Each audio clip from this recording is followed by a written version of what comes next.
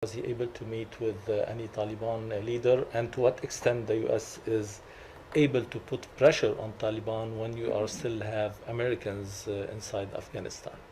Uh, we had a very full visit to Doha. It was an opportunity for the secretary and for his team to do a couple things.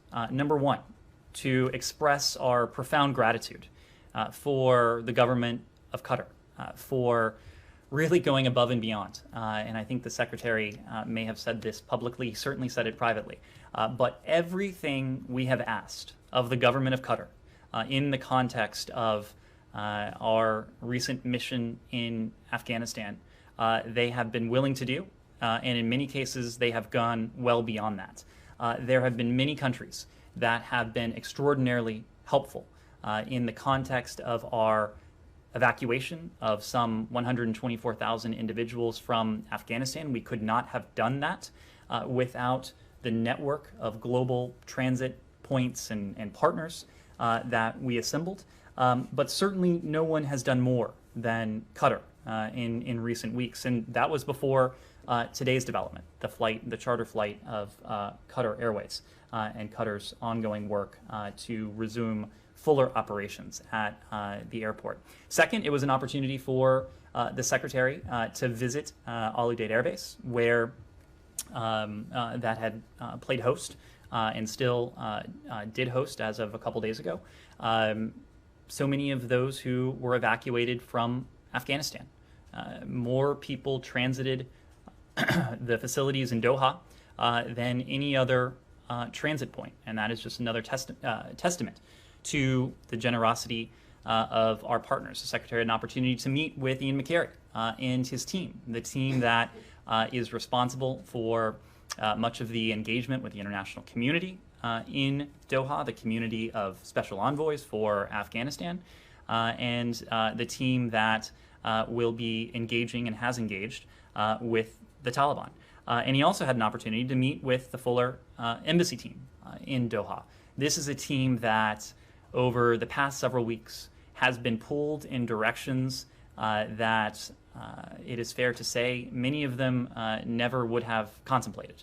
But just as with the government of Qatar, this is a team, and by team I'm using that broadly, State Department, our interagency partners from DHS to DOD to others, they did everything that was asked of them and quite a bit more. And for those of you who had an opportunity to see the operations at the airbase and the fact that an airbase like that was turned into a facility that could host so many at-risk individuals and others who were evacuated from Afghanistan, it was really a testament to the dedication, the commitment, the ingenuity of our mission team on the ground, of our interagency partners, and their commitment to the safe evacuation of so many at-risk Afghans and others. When it comes to the Taliban, we did not engage with any members of the Taliban. That was not the point of the trip. As I've said, others from within the State Department, including the special representative, including Ian McCary and his team, they have continued that pragmatic engagement with the Taliban where and when it is in our national interest. And it is manifestly in our national interest to see to it that American citizens, LPRs, other Afghans at risk, are offered the opportunity to depart Afghanistan if they so choose. Much of that engagement since August 31st has been focused on that very precise and narrow question, given just how important it is to us. Connor. And what about the pressure that you can put on Taliban, since you have still Americans inside Afghanistan? Well, I would say a couple things on that. We are and we will use appropriate tools and levers at our disposal to hold the Taliban to account to hold them responsible, I should say, for the commitments they have made. The United States government is able to do quite a bit. We are able to do quite a bit more when we act in unison, when we act in coordination and cooperation with countries the world over. And I think you saw yesterday from Ramstein, there was and has been a series of gatherings of countries, in many cases, that have different viewpoints, that may have slightly different interests, but we have consistently found a great deal of alignment of interests when it comes to what we believe and what we think should be the case in Afghanistan.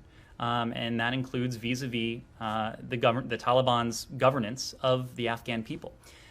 So yes, we will continue to hold the Taliban responsible for those commitments. When it comes to the ability of our citizens, of LPRs, of Afghans at risk to depart, this is not a favor we need or seek from the Taliban. This is a commitment that the Taliban has made. And it is a commitment that, in at least a couple instances now, the Taliban has made good on. Again, we welcome the departure, the safe departure, and of course the arrival in Doha of this charter flight. We have spoken of overland passage of Americans who have departed Afghanistan as well. Just as we welcome it, we also want to see more of it. And as we see more of it, our reaction and the reaction of the international community will be similar in that these steps will be greeted warmly and they will be welcomed. Connor. For those Americans who have now arrived in Doha, will they be processed at Al Udeid or other bases, or will they be allowed to travel commercially directly to the U.S.? My understanding is that they will be allowed to travel in short order to the United States.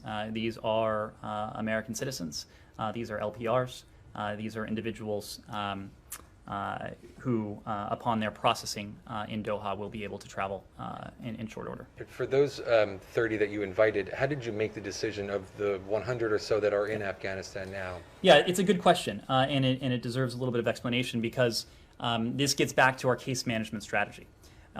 We know the answer to to basic questions. We know the answer to the size of this universe. We know the answer to the location of these individuals, the sorts of questions that we have been talking about over the course of the past few weeks. But as we have implemented this case management strategy, we have garnered quite a bit more detail about all of these individuals with whom we're in regular contact. So it's not only their names and biodata and with whom they might be traveling, but it is, do they have travel documents on them? What are the numbers of those documents? Are they able to reach HKIA? Are they able to reach another rallying point? Do they feel comfortable traveling by a certain means?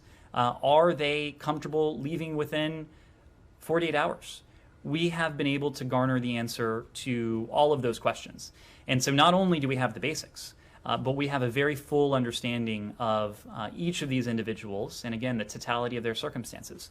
So as we learned that there would be an opportunity for a charter flight to depart from Kabul, we turned to Americans and others and LPRs who we thought would fall, who would be most interested in that opportunity. But again, this was not the only opportunity for Americans and LPRs to depart the country.